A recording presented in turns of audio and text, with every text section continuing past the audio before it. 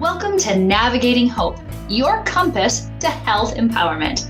I'm Dr. Jamie Hope, steering you through healthcare, overcoming overwhelm, personal goals, and emergencies. We'll navigate the healthcare maze with actionable insights and real-world advice, unlocking the secrets to a healthier, more vibrant life.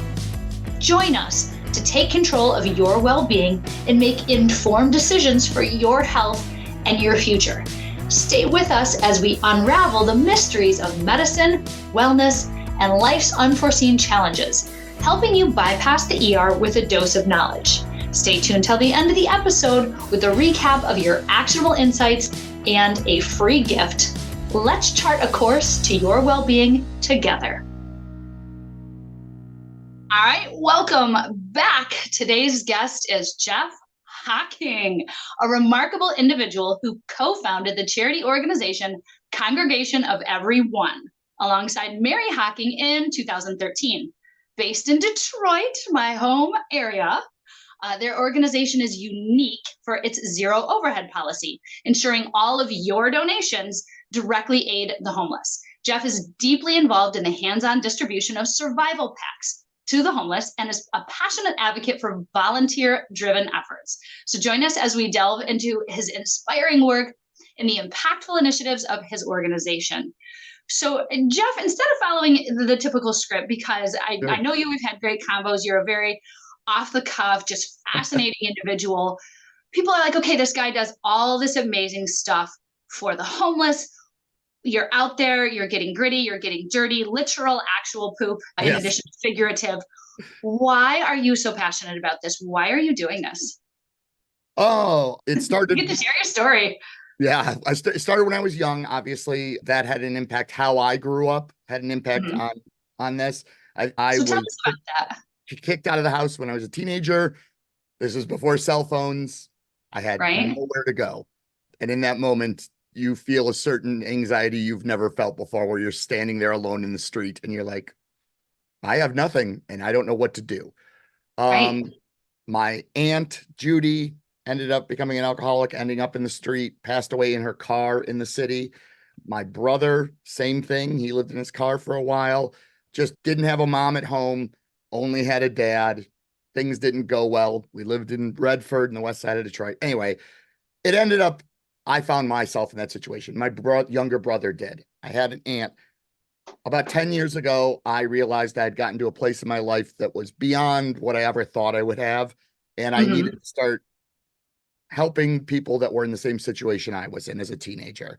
The problem is I'm not particularly religious. We don't belong to a church or a synagogue or any pre-organized group. And I'm not thrilled about charities that have a 70% operating cost. And so yeah, we're gonna hit that and talk about that. So I decided, my wife and I decided, I've started a business. I can start this too. So we started the Congregation of Everyone with the intent of that. Well, it's a good abbreviation. Everyone just calls us COE, but the congregation implying that it is a group of people that all kind of don't have a home, whether it's a religious home or a societal home. They can all come together as a congregation and help those for the purpose of just helping. We're not doing it for any other reason. There's no benefit to it other than you get a tax write-off. But yeah, so it's personal experience. And I'm lucky enough to be in a situation where I can do this. Yes, you literally experienced what this is like for the people that you're helping. And as you got yourself to a place that you had the success, the stability, a home. And I love that your first instinct is, how can I help the next person? And so can you share, a lot of us honestly can't relate. Yeah. We may have had struggles, we may have had fears, but to be standing there with nothing but the clothes on your back and whatever was in your backpack in that moment, what does that even look like? Well, it wasn't even that lovely. I didn't have a car. My friend dropped me off from work at my house. And as we pulled up to my house, we noticed everything I owned was out in the front yard. He dropped me off. My father was sitting on the porch and said, I changed the locks on the door. and he went inside and shut the door. And my friend had already pulled away because he was afraid of my dad. So Okay. I had no backpack. I had Okay. everything had been sitting out there, just out in the front yard. So I literally walked away with just the clothes on my back. Didn't really have anyone to call. That moment is instinctually panic, but I had been in panic situations before, so I was calm and I walked to a payphone and I tried to call again, no cell phone. So that initial shock, it can be overwhelming. And lots of people have a used car, are struggling to pay rent. They've got two kids. They have no spouse or extended family. I had no extended family. And their car breaks down. It's $500. They call their work and go, I can't get to work today. I got to get the car fixed. Work goes, if you don't show up at Burger King today, you're fired. So now you're fired. Now you have a car that you need $500 for. You can't drive to job interviews because you don't have a car. Maybe you can walk. 2 weeks go by. You don't have that $500. You also don't have rent. After a month, it is very easy to find yourself going, I'm just going to stay in a shelter for tonight. I'll get back on my feet. And that easily turns into 2 months, 3 months. And then the state can take the kids, and now you're living where you can live, which is the streets. So it's a lot easier for the average American than you'd think. Yeah. It really is. That's the reality. If you have one car breakdown, one significant home repair, and what I see for my patients in the emergency department, one big medical Oh, catastrophe away absolutely. from losing everything because now you can't work, so you can't get that income to pay the Yep. bills that you have. I can see how it could very Yep. quickly spiral. Yeah. We see a lot of veterans, tons, Mm-hmm. tons of veterans Yes. who are no longer deployed, are sent back after having a place to live on base. Uh, Either there's a psychological issue that becomes a substance abuse issue. There's anxiety and PTSD that becomes a substance abuse issue. And there, even though we have a VA, I will tell you that most of my veteran homeless are not fans of the amount of time it takes to even get accepted. So there's a myriad of situations. Again, for the average American making 50 grand a year for a family of four, it is easy to miss one medical situation to get you in.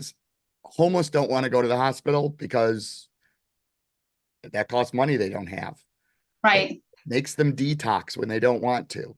So it just waterfalls down and down to a worse and worse place. So yeah, it's pretty upsetting and easier than you. I know a lot of viewers out here don't have that situation. We are fortunate to have what we have, but there are many, the average person, I don't know what the statistics are right now, but it can't be much more than 70 grand for a family of four in America. Mm-hmm. That's pretty startling that, $1,000 bill from a hospital or 4,000, Yeah. Oh, yeah. you're screwed. Yeah. And I've even known people, they get something like a breast cancer diagnosis Oh and yeah. things start off okay.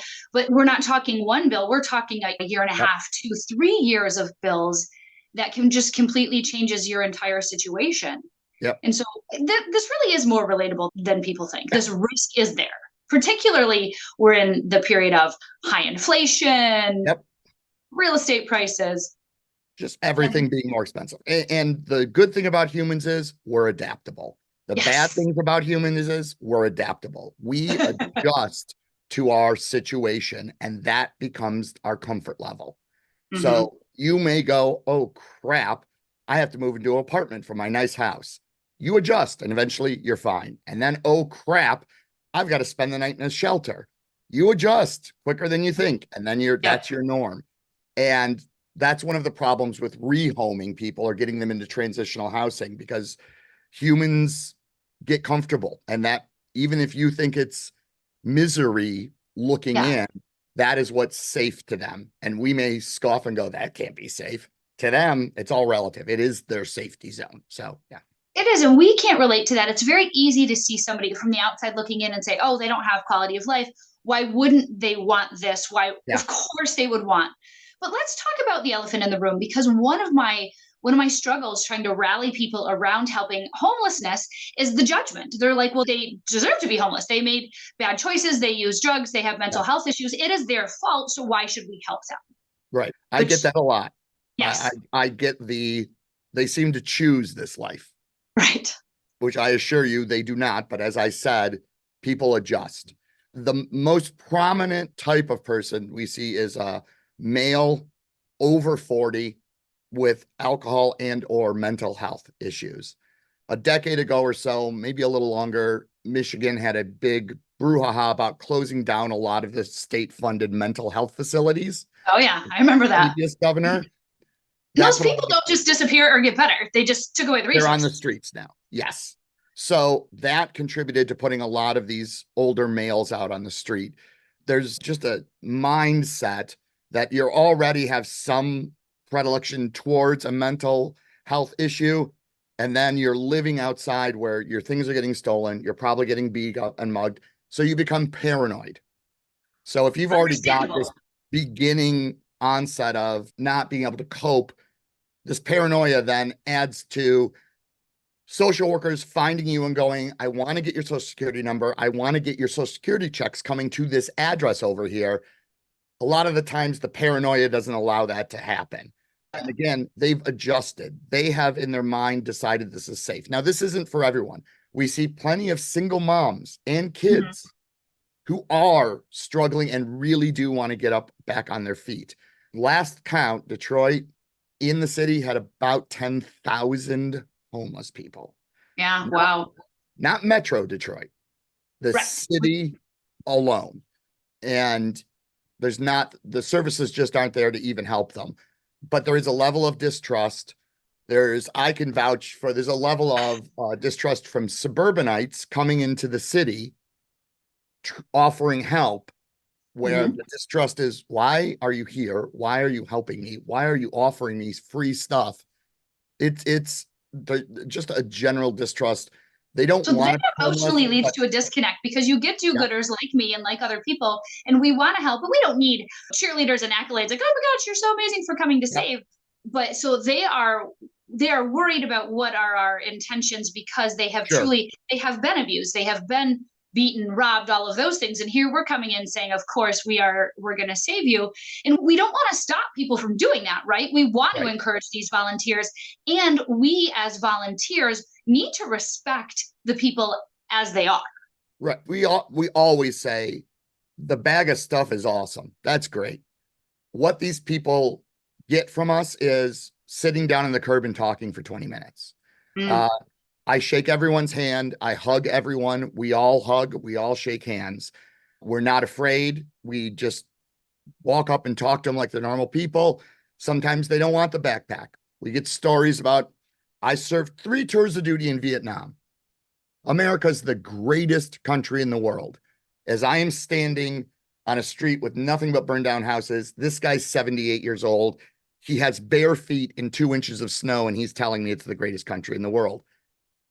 People like that want that connection. And there's on my social media, there's tons of, I don't take pictures with them unless they want. They say, hey, can we get a picture? Because I I like don't that want because to you're not glamorize. exploiting them. It's Yeah. not exploitive for your own look how awesome I am. I which love that which that's your which philosophy. hurts my fundraising because It does. people That's like to see what we're doing. But yeah, I would say that it's not, unfortunately, even seeing it and it's not a true statement. They don't want to be homeless. This sucks. It is beyond shitty. But if you're in yeah. a bad situation for an extended period of time, your brain goes, okay, calm down. We're going to adjust. We can do this, and you get into that sense of, okay, this is where we are, and I'm going to be okay with it. So Right. every human does that. I don't care what situation you're in. You panic first, and then you adjust. And then, like I said, suburbanites come in. Hmm. Don't look like them. Don't act like them. Right. What the first thought is, what's in this for you? And not, you don't really want to help me. What's in it for you? Which is one of my big problems with any media coverage of my organization. The story is about me. What a great guy I am. I gave that guy socks. No, The story is Right. there's 10,000 effing homeless people, and how do we fix it? That's Amen. the story, not Jeff's a great guy. Look what he does. I hate media, and I love you. You're great. But everyone else. Yes. So it's just such a complicated rubber band ball of issues that keep them on the streets and not feeling like their efforts or offers to get off the street are even genuine. So I Yes. wish I had a better answer, but that's it in a nutshell. No, it is. I think the judgments on both sides create a barrier between us. I would Oh, love to get through. absolutely.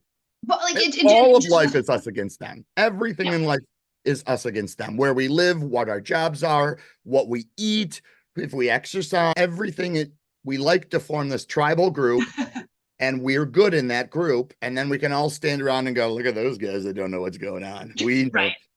So that's just human nature, unfortunately. I think a lot of people can relate to the comfort zone. They might not be able to understand someone's comfort zone is on the street, but Yeah. for those of us who are, say, we are out there struggling, trying to lose weight, we have the desire, we have the thing, and everyone's like, oh, it's so obvious, exercise more and eat less, but people aren't doing it because there's that disconnect between Mhm. you're comfortable, even though it's uncomfortable, to achieving that goal or Yeah. getting organized or fill in the blank, whatever your New Year's Yep. resolution is. And so if we can just, as humans, understand that our homeless friends have the same thing. They're human just like we are. Yep. That makes it more understandable. And Jeff, what I love about you, and I'm guessing, this is totally me guessing, that you've heard this multiple times, that you're the first person that treated me like a human being. I'm guessing, but how many homeless people have said that to you? Yeah, we get that a lot. Yeah. We get a lot of that. And yeah, there's lots of situations where we've come upon people in awkward situations as I walk up to them. Don't know they're going to be in that situation, but as I walk up, he turns around and We can get, I'm an ear doc. We're gritty. You can talk about it. Someone's pooping, right? we They're pooping on the had street because where else are they going to go? pants around his knees, actively pooping as he's standing. Right. Because where are they going to go? Restaurants, public places, they do not They don't allow want him in. people to Yeah, they come in don't and let get him them. in. No, You they have nowhere to go. When we have the funds, we have in the past, but this is an expensive ask. So we put a $5 McDonald's gift card in the bag. Yes. Now, again, the food is incidental. It Right. makes them a paying customer. Brilliant. So they get to walk into McDonald's, use the bathroom, sit down for a minute, have a coffee or a Coke and a Big Mac or whatever. I don't care if it's the cheapest thing on the menu. It turns them into patrons, and they get to use the facilities. So what a remarkable thing. Like it's not about the sandwich, it's the no, dignity and the basic human need. I don't know about you. I enjoy yeah, indoor plumbing. I camp, I do all the other yes, stuff, but I'm not gonna lie, I really love some indoor plumbing. And what a remarkable way for people who are listening if they want to donate. We yeah, don't think those things through if that's not our lived experience. right. Wow. Yeah, so there's lots of little things there that when people look on the surface of what I'm doing, I'm like, yeah, that's the how I hook it in, but the real purpose isn't that. The real purpose is to make, again, the real purpose of all of this. I want them to feel like human beings with friends. Yes. After 10, we started in November 2013. So over 10 years, they know our logos, which I have everywhere. I love it. Our van is I have covered. my hat. For those of you who are watching this on YouTube, I have my merch. Like I Yeah, have my hat because I want to rep, and my son borrowed it to wear it to school today because we were there with you last night, and he wanted to yeah, show everybody and yeah. share the message. Yeah. So when we roll, I mean, Detroit's massive. We can't do the whole city in one delivery. So Right. we do quadrants. Once a month. We hit that section. I have seen a person one day, not seen him for 4 months, and they run to the van when they see us after Nice. 4 months. And, we'll pull up in groups. It's rare they're a group, but we'll pull up. The COE is here, the COE. And I can tell a little story here if that's okay. Yeah, no, please. We want to So hear stories of what this is like. we often find ourselves in what most people would consider a dangerous / awkward situation. Now, Mhm. bear in mind, we are taking 6 to 8 people on a delivery to deliver 200 of these survival packs. You're not dropping them off at a pretty No, store. we're doing You are it in the literally, neighborhoods of yeah. Detroit. We go through abandoned buildings, we go through abandoned houses, we're under bridges, we're in fields. We are never setting up a table and going, come get lunch. We Right. are seeking them out where they are, usually finding one or two at a time. But Yes. occasionally we'll find an abandoned house that is packed like a clown car with Mm. homeless people. One delivery, we were driving down a side street on the west side of Detroit. Every house is burned out. We see a homeless man walking, well, who we assumed was homeless, everything on his back, bad shoes, everything's falling apart. We slow down and ask if he would like a backpack. He ignores us and turns up a sidewalk and walks to an abandoned house, no roof, Right. door, faces it, and is knocking. He's ignoring us, which is Okay. fine. Of course. Because I love Um, how you said it. It's not about you. It is no, no, about them. no. I love that. Unfortunately, one of our delivery members, this was his first delivery, and he was Mm. very excited. I was at a rolling stop, going very slow, giving the man a chance to turn around. My friend opened the side door and hopped out with a backpack and started walking towards the house. Okay. At that moment, the door to the abandoned house opened, and 6 young gentlemen with guns jumped out, telling us to back the F off Right. because this is where they sold and did drugs. Right. They do Now, not appreciate your interruption. and when the other people jumped out to grab our friend, now it looks like there's a bunch of people hopping out of a car, rushing to the house. Mm. Amazingly, from inside the house, an older man, probably in his 70s, came out, slapping all the younger men's arms down, screaming, "This is the COE. They're not the police. Please They're don't here shoot. to give us free stuff." Right. Now, I have never been to that house before in my life. I have never seen these people before in my life. He saved it. And I would say 20, 25 people came out of that house to get backpacks. Wow. Flash forward 2 months. Mm-hmm. I'm like, you know what? We're going to drive down that street again. Okay. As we're driving down, someone is on the porch and waves us. "Oh, you got backpacks." Now everyone there knows who we are, not Right. just this elderly man who seemed to be in charge, who Right. somehow knew who we are because I've never met him. Amongst the group of people that come over is another young man who has an active bullet wound. Just Mm. happened. The blood is very red. Yep. It's coming down his arm. Clothing is soaked. A woman next to him goes, "Can you help him? He's, you know," we're like, "Well, I can give you a bandage right now, but we need to call, you know, EMS." "Nope, nope, nope, not, you're not Yeah, doing they that." don't. Yeah. So what happened? Well, I approached the house too quickly this morning. Mm. So what happened is he did exactly what my delivery guy did 2 months ago, where Mm. he just jumped out and walked towards the house and they bum rushed and came out. But this ended up in a shooting. Okay. So I was happy to share with this gentleman on the delivery to go home and go, "Hey, guess what could have happened to you?" Right. So in those situations, though, our reputation had preceded us, and that often Yes. happens. Again, it's every month we're on the streets, and it's been over a decade. So people I don't know us mainly because of the logo, and I'm the guy with the big orange beard that's now white, but I still, was gonna say there's less orange in it than don't there used you to don't be, need to Jeff. mention it. But so the reputation helps us a lot. There's Right. lots of situations that if any other person tried to go to these places and help and didn't have our logo on, there may be a problem. Right. So you're Um, not encouraging people to just start approaching homeless encampments or people, I am not encouraging, and again, to be I'm clear. not in front of Comerica Park. I'm Right. not in front of the Renaissance Center. We're not having dinner in Corktown. This is Mm-hmm. not where we're going. We're going to places that you would have no reason to ever go there unless you have a family member that lives in the neighborhood. There is nothing there to help. We see a lot of, on your speed, a lot of wounds. Mm, Uh, I'm sure. the worst one was a young man, a white kid, probably 17. The forearm had rotted away, no blood. Oh boy. Yeah. I could see both bones clearly, and it had just Mhm. gangrenous or whatever. Probably started with some wound and then just kept on festering. But it was almost from elbow to wrist. And it was just a concave and both dirty, brownish, whitish bones, which I did. I went to school to be a medical illustrator. So I'm like, I've worked on Okay. cadavers. That's actually bone. And everyone's like, Yeah. it looks like plastic. Shouldn't it be You're like, white? no, no, I'm clear. This is a No, bone. this is a bone. And standing up, walking around, wanted a backpack. I said, can I wrap that for you? I have an ace bandage. Sure. Okay.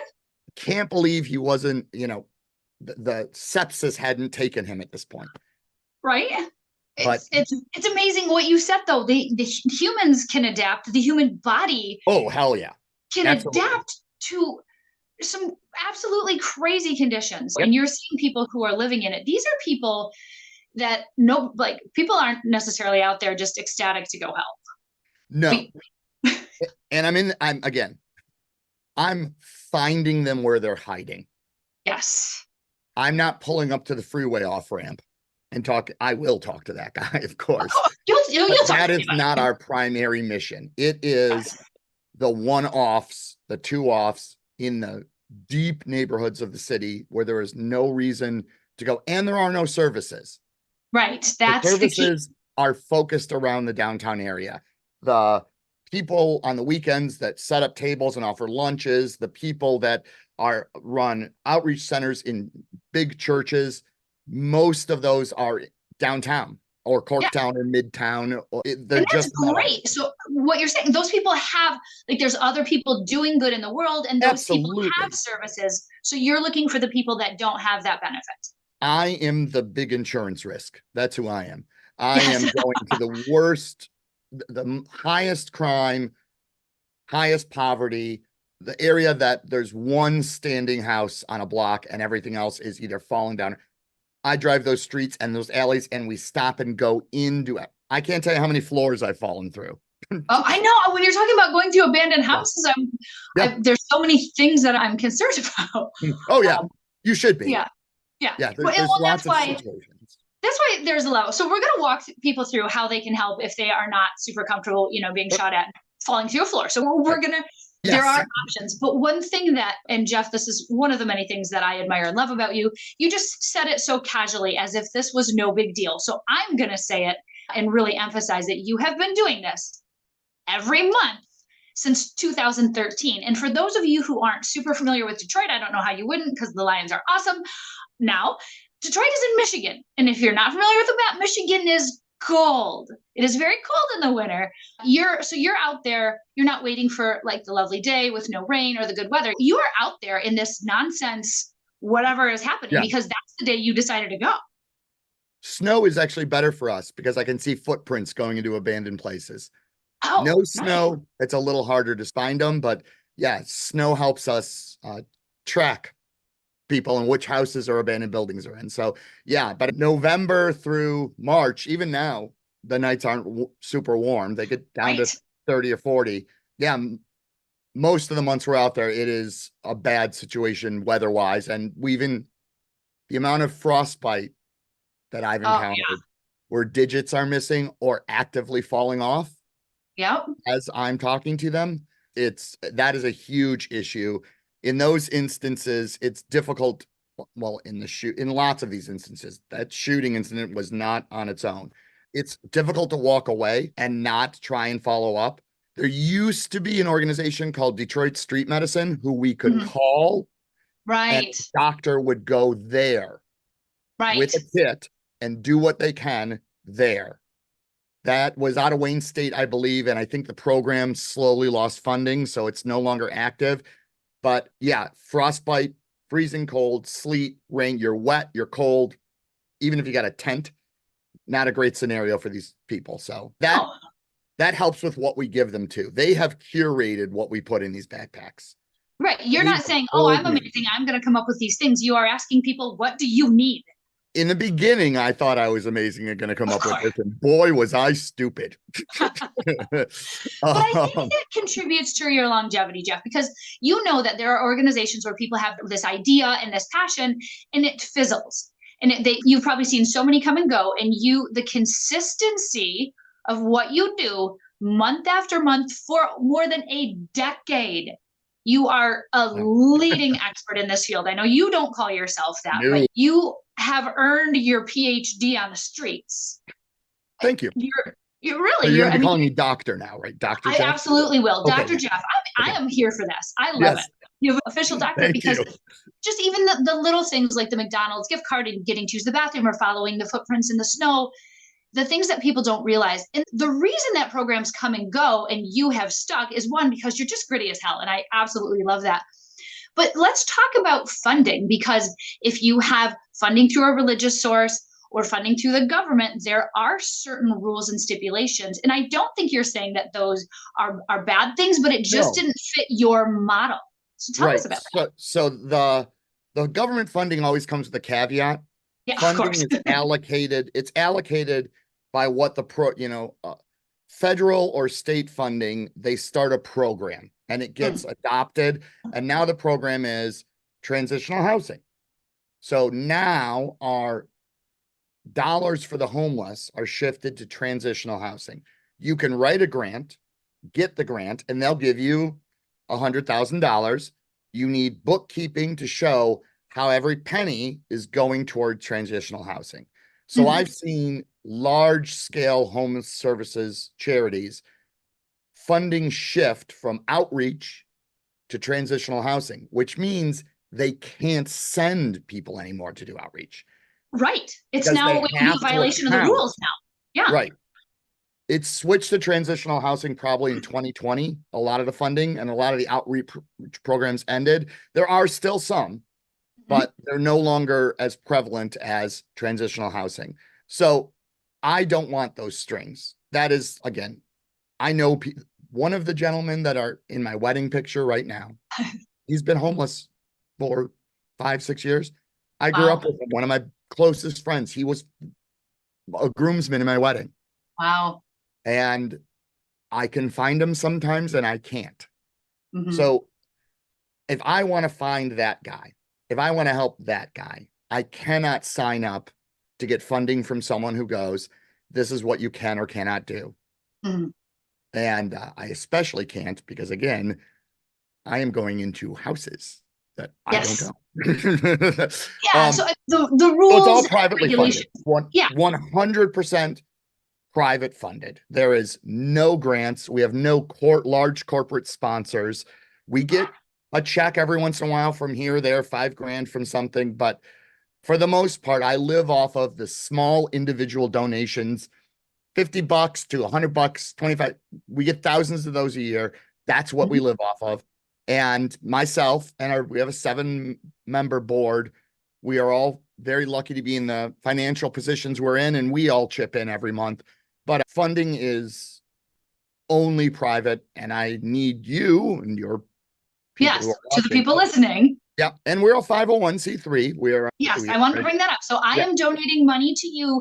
Tell me, so I get a tax write-off, which is yeah, fantastic because I love my tax write-offs because I want to be able to use my money instead of having the government do it. yes, So my money goes to you. So are you spending it on staff? Are you spending it to buy yourself a vacation? What are you doing with my money, Jeff? mostly vacations. No, so we aren't. So You're not only so are we sarcastic. zero overhead, we're 100% volunteer. I Yes, don't have a single employee. I correct. don't have any salary paid to anyone ever for anything. You've come to the packing events. We have Absolutely. 20 to 50 people show up and they pack the 200 survival packs in a half hour and we get it done. Yes. We do it in a building I own. So there's no rent, there's no nothing there. We drive a van that I own. So Right. that wasn't 100%. Over the 10 years, I've become very good at buying in bulk, buying in volume. We are a corporation because a 501c3 has to be an actual corp. Right. So we buy wholesale, we buy offshore. I buy a lot from the Pacific Rim. We Yep. order in bulk, in volume. What we give the homeless is always new. I'm I not love that. I use love that. Give them the anything. dignity of some new socks. New underwear, new socks, new Yes. shirts, new thermal underwear. Everything is new. So I buy everything. So if you give me $10, that $10 is being used to buy those supplies, and that's it. Everything else has nothing to do with donations. It is 100% volunteer. and we are zero overhead. So I can't spend a nickel of your donation on anything other than that backpack and what goes in it. That's it. I mean, that's amazing. That is very rare in the charity world. So anybody who is listening and wants to send a donation of any size, you get the tax write-off, you Yep. get to feel good, and you know that it is literally going to a human being who will not otherwise get the help. I mean, And it will be in their hands immediately that month. yes. Like, yeah, go ahead. Sorry. So we were talking before we hit the official record button about a concept that I learned from my friend Tim Rode, and it is time, talent, and treasure. So we have those things that we can give to things that we believe in, that we want to champion, that we want to make a difference. Time, talent, and treasure. You clearly give all three.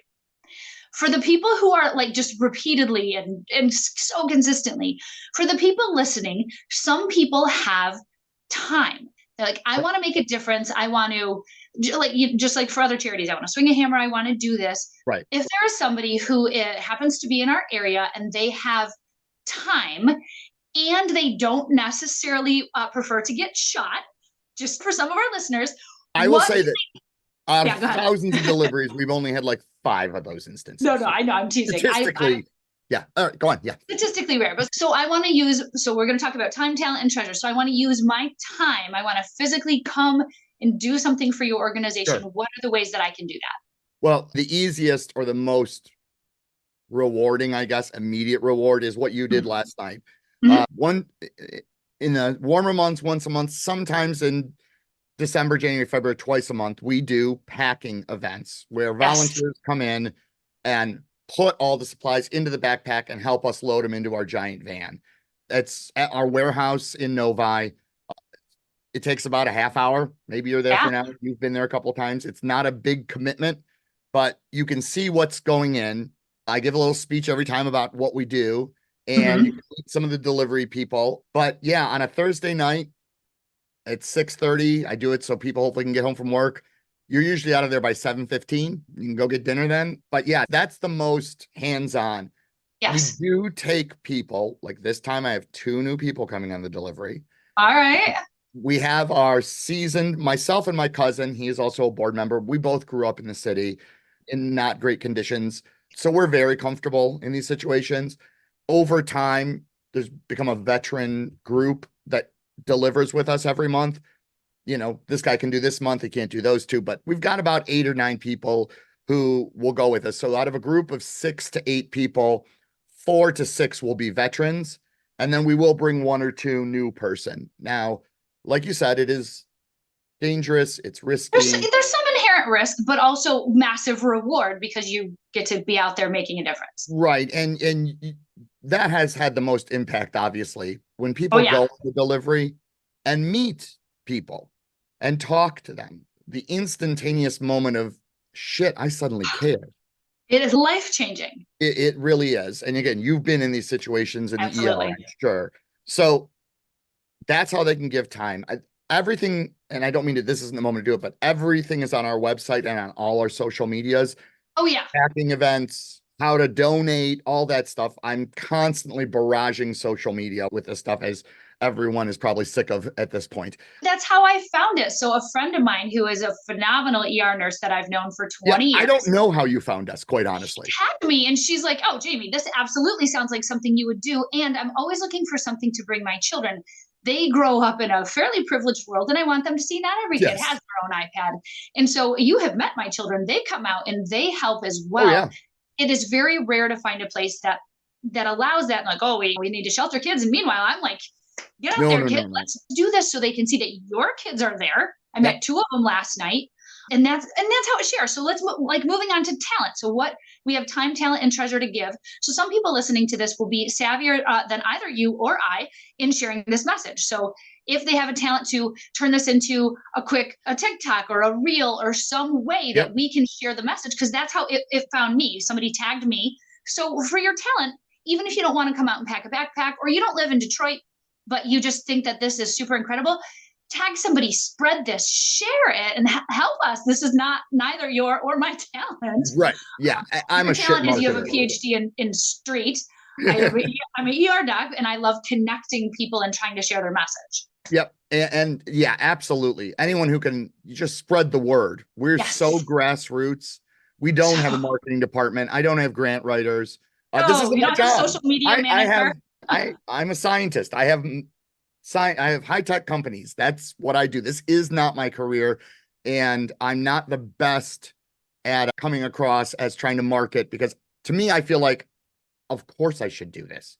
Of Right. course, I have all this and they have nothing. It's part of who you are. It's just there's no reason.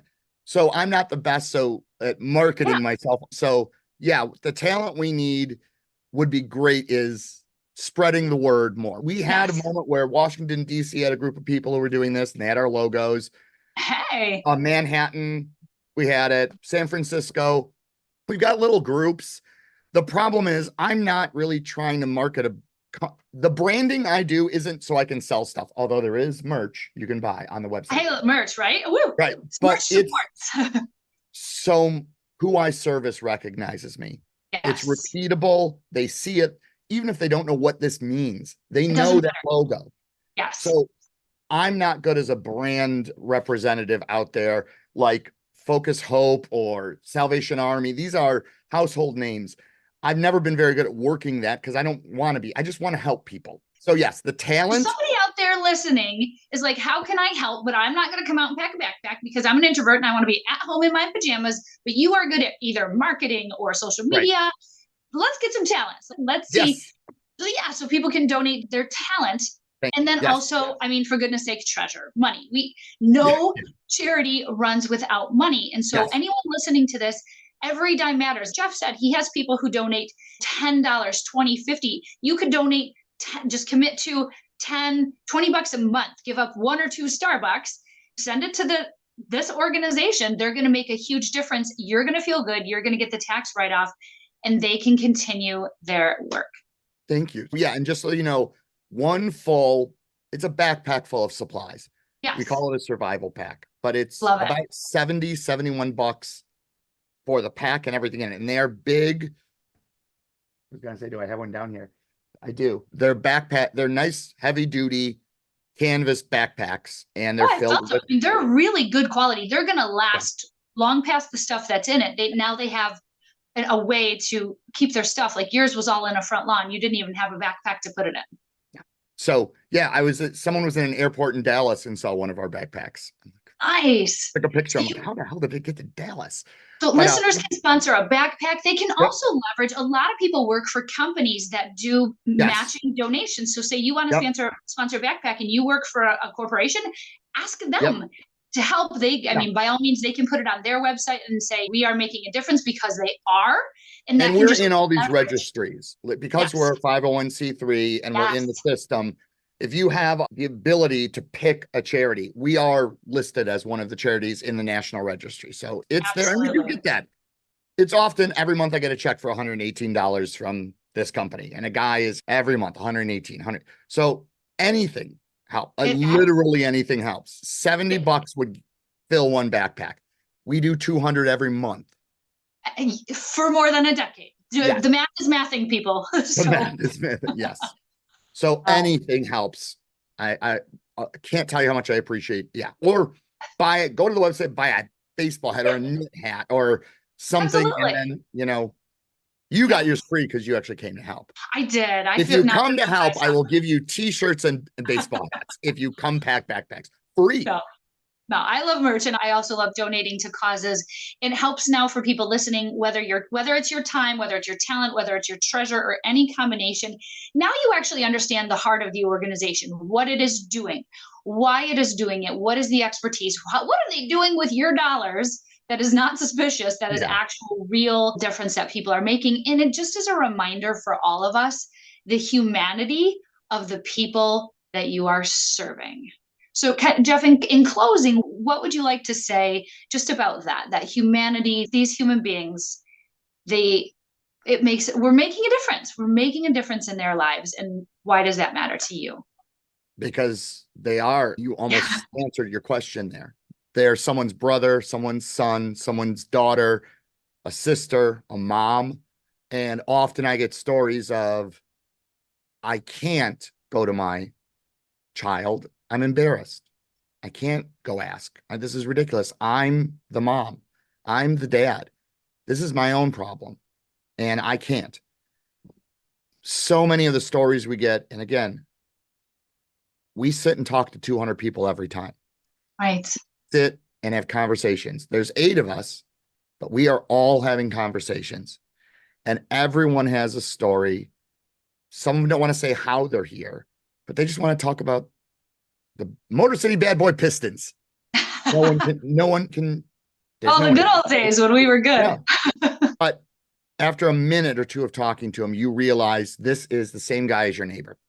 Mm, Same, wants to talk sports, wants to talk about the weather, wants to talk about the shirt I have on, and they don't get that at all. And just imagine never being able to have just a casual conversation ever, because people are afraid of how you look or how you smell or your clothes. They just won't approach you. And I know there's people out there going, I would love it if people would leave me alone.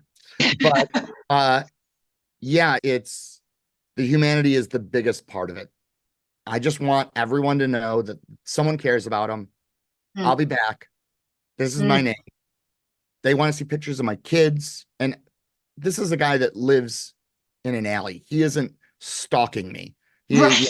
he lives 40 miles away. These are just, they just want to feel connected, because Mm, humans, even introverts, need some type of connection. And this economic burdens, societal burdens, they have no connection.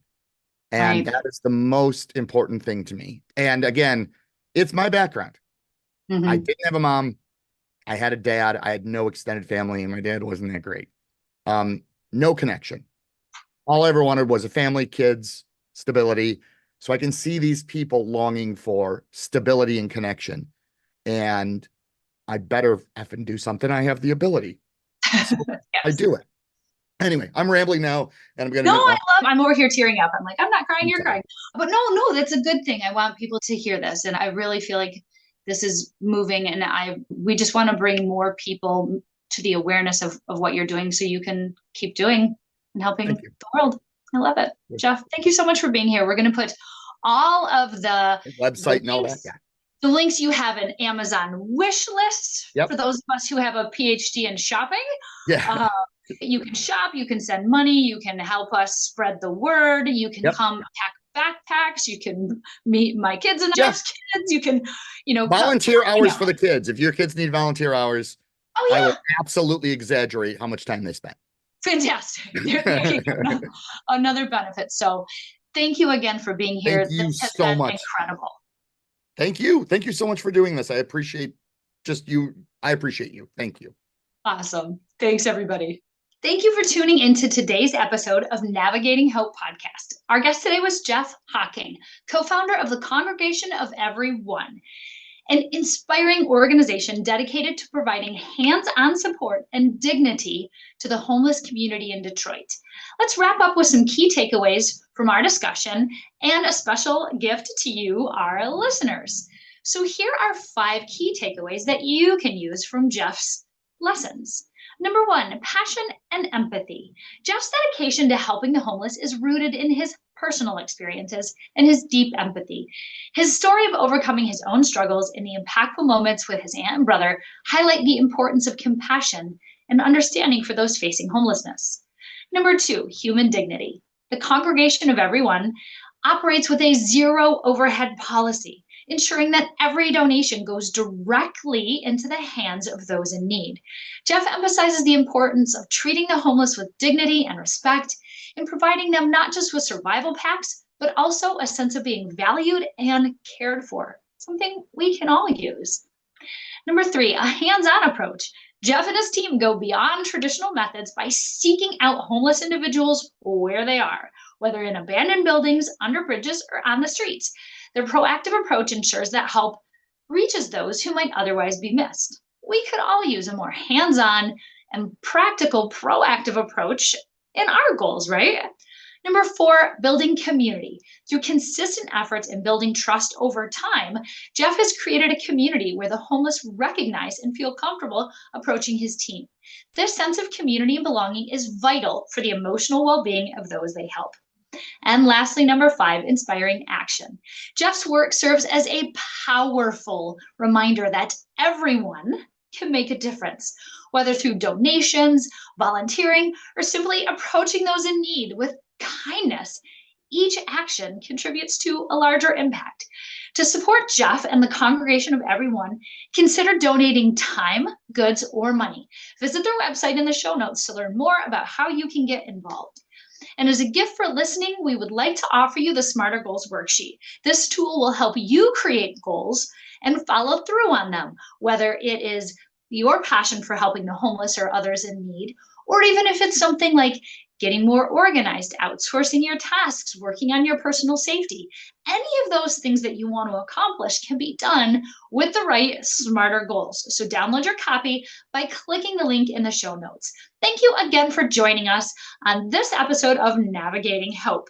Stay connected with us for more inspiring stories and valuable resources. Until next time, keep navigating your journey with hope and compassion. Thank you for tuning into Navigating Hope with me, Dr. Jamie Hope. It has been an honor to navigate the realms of health and wellness with you today. Remember, in the journey toward a healthier life, knowledge is your compass.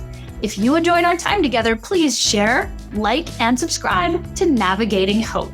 Join us next week where we'll continue to empower your health journey, arming you with the wisdom to navigate life's challenges and keep the emergency room in your rearview mirror.